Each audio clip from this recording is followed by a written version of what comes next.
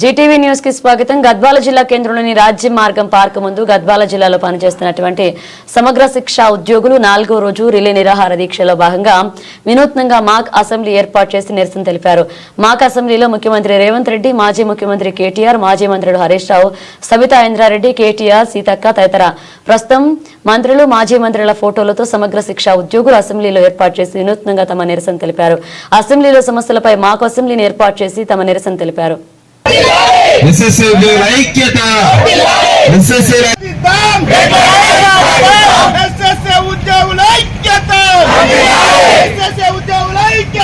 ప్రతి ప్రోగ్రామ్ లో మీ యొక్క సేవ లేకుండా గవర్నమెంట్ ప్రోగ్రామ్స్ లేవు.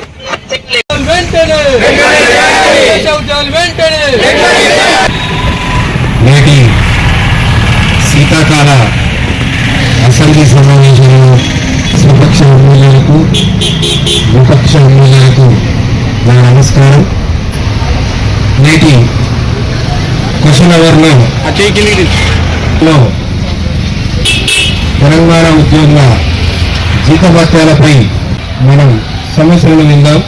మొదటగా విపక్ష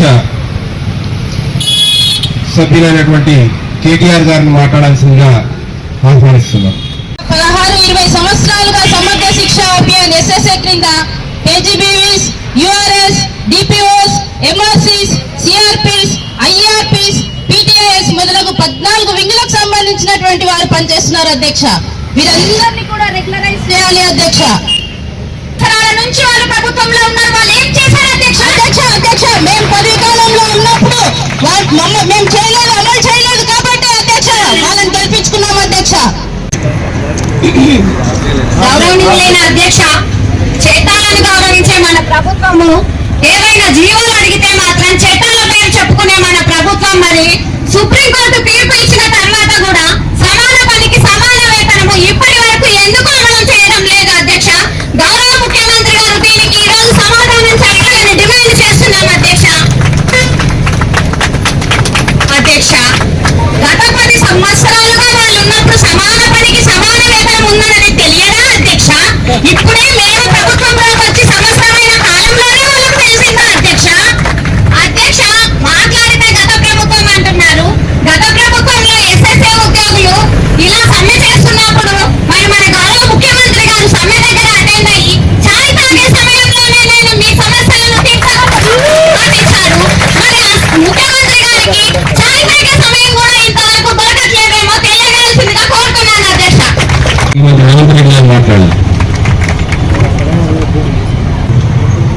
గత ప్రభుత్వాల వలె మేము మాట ఇచ్చి మాట తప్పితే తల నరుక్కుంటామని నైజం మాది కాదు అధ్యక్ష. మేము ఖచ్చితంగా సమగ్ర శిక్ష ఉద్యోగులను మాట తప్పం మడమ తిప్పం అనే సిద్ధాంతాన్ని పాటిస్తూ మేము ఖచ్చితంగా సమగ్ర శిక్ష ఉద్యోగులకు పే స్కేల్ అమలు చేసి తీర్తాం అధ్యక్ష. నుంచి విద్యాశాఖ ముఖ్య కార్యదర్శికి నేను ఆదేశాలు ఇస్తున్నాను అధ్యక్ష. ఇందుకు ఎంత బడ్జెట్ అవుతుంది దానికి తగిన విధి